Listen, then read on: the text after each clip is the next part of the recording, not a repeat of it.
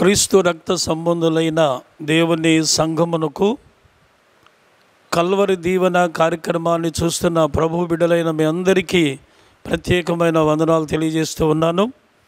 దేవుని బిడ్డలారా, ఈ స్క్రీన్ మీద కనబడుతున్నటువంటి ఫోన్ నంబర్లకి మీ ప్రార్థన అవసరతలు, మీ ఆత్మీయ అవసరతలను కూడా మాకు తెలియచేయండి. మీ నిమిత్తమై ప్రార్థన చేయడానికి దేవుని సంఘము దేవుని మందిరములో నిత్యము ప్రార్థన చేస్తూ ఉన్నారు. మీ అందరికీ ప్రత్యేకమైన వందనాలు తెలియజేస్తూ ఉన్నాను. ఈ దినము దేవుని బిడ్డలారా, ఒక ప్రత్యేకమైన వాక్యాన్ని మనం వినబోతూ ఉన్నాము. భూమి మీద మానవులు యేసయ్య దగ్గరకు వస్తూ ఉన్నారు. ఆయన యొద్దకు మానవుడు ఎందుకు వస్తూ ఉన్నాడు? ఈ రోజున మీతో పంచుకునేటువంటి వర్తమానం ఏంటంటే ఆయన యొద్దకు.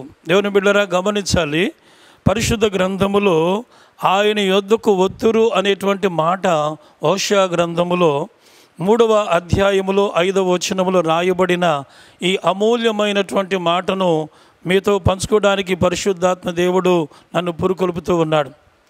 వాక్యమైన దేవుడు ఈరోజు నీతో నాతో మాట్లాడుతున్న మాట ఏంటి అంటే ఆయన యొద్దకు వత్తురు. దేవుని దగ్గరికి మానవుడు ఏ అవసరతతో ఏ కారణం చేత వస్తూ ఉన్నాడో ప్రతి ఒక్కరూ కూడా దేవుని బిడ్డల మాటను శ్రద్ధగా వినండి. తప్పనిసరిగా ఈ వాక్యం విన్న తరువాత మీ జీవితాలలో ఆ కార్యాలు మీరు కూడా పొందుకుంటారు. పరిశుద్ధ లేఖనములో దేవుని బిడ్డలు రాయబడిన మాట ఏంటంటే హోషేయ గ్రంథములోని 3:5లో రాయబడిన మాట, యెహోవా అనుగ్రహము నొందుటకు ఆయన వద్దకు వస్తారట. ఇది మొదటి మాట. ఎందుకు మానవుడు దేవుని దగ్గరకు వస్తున్నాడంటే ఆయన అనుగ్రహమును పొందటానికి మాత్రమే దేవుని బిడ్డలారా ఆయన యొద్దకు వస్తూ ఉన్నారు. పరిశుద్ధ గ్రంథమైన వాక్యములో రాయబడిన మాట యోహాను సువార్తలో 3వ అధ్యాయములో 27వ వచనములో ఈ విధంగా రాయబడి ఉంది, పరలోకములో నుండి మనకు అనుగ్రహించబడితేనే తప్ప ఎవరు ఏమియో పొందనేరరు అని వాక్యం మనతో మాట్లాడుతుంది కదా. అంటే పరలోకములో ఉన్నటువంటి దేవాతి దేవుడు ఏ విషయమైనా ఆయన అనుగ్రహిస్తేనే తప్ప ఈ భూమి మీద ఎవరు ఏమీ పొందనేరరండి. సంతానం కావాలా, జ్ఞానం కావాలా, తెలివి కావాలా, ఈ భూలోకములో నీకు వివాహం జరగాల, నీ కుటుంబ జీవితంలో నీ వ్యక్తిగతమైన ఏ అవసరత ఉన్నా ఆయన అనుగ్రహిస్తేనే తప్ప ఈ లోకములో మనం ఏమీ కూడా పొందనేరుడు అని ఈ మొదటి మాట మీకు తెలియచేయబడుతుంది. రెండవ మాట మీకు జ్ఞాపకం చేస్తున్న దేవుని బిడ్డలారా, దేవుని గ్రంథములో లేఖనాలలో రాయబడినటువంటి మరొక అమూల్యమైన మాట 68వ కీర్తనలో 10వ వచనంలో రాయబడిన మాట ఏంటంటే, దేవా నీ అనుగ్రహము చేత సదుపాయములు కలుగు చేసితివి.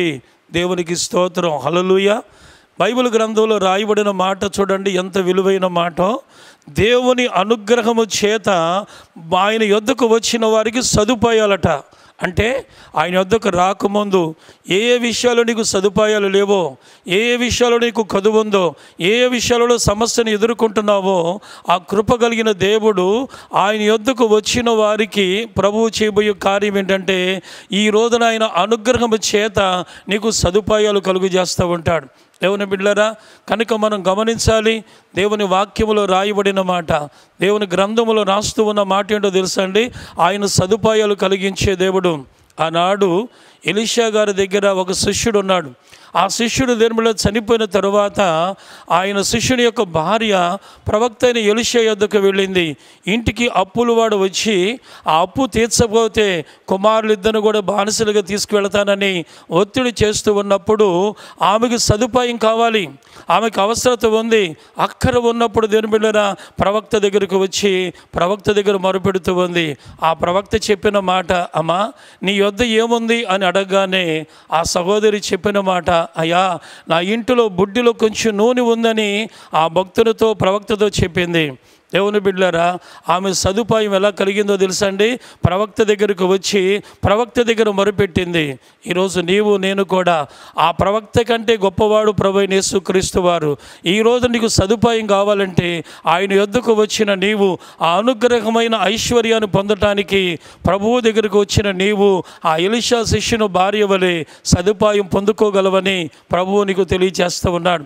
ప్రియమైన దేవుని బిడ్డలారా, ఈరోజు నీతో ప్రభువు మాట్లాడుతూ ఉన్న ఈ కల్వరి దీవెన కార్యక్రమం ద్వారా ప్రభువు నిన్ను ఆదరించాలని, నిన్ను బలపరచాలని, ప్రభువు నీతో మాట్లాడుతున్న ఈ ఉపదేశము ద్వారా తప్పనిసరిగా నువ్వు ఆదరించబడబోతున్నావు. ప్రభువు నీ ప్రతి అవసరం తీర్చబోతున్నాడు. ప్రార్థన. ప్రేమగలిగిన మా తండ్రి, కృపగలిగిన మా యేసయ్యా, నీకు వందనాలు, స్తోత్రాలు. నాయనా, మీ యొద్దకు వచ్చిన వారిని ఎవ్వరిని కూడా నువ్వు త్రోసివేయని దేవుడు నాయన. ప్రేమించి వారి కన్నీరు తుడిచి వారికి మీ అనుగ్రహమును కలుగు చేయడానికి నువ్వెంతగానో ప్రేమించే దేవుడు అయి ఉన్నావు కనుక ప్రభువా, ఈ వర్తమానము ద్వారా ఎవరైతే మీ యొద్దకు వచ్చి నాయన అడుగుతూ ఉన్నారో వారి ప్రతి అవసరత మీరు తీర్చమని యేసు ప్రభు నామమున అడుగుచున్నాము తండ్రి. ఆమేన్. అందరికీ వందనాలు.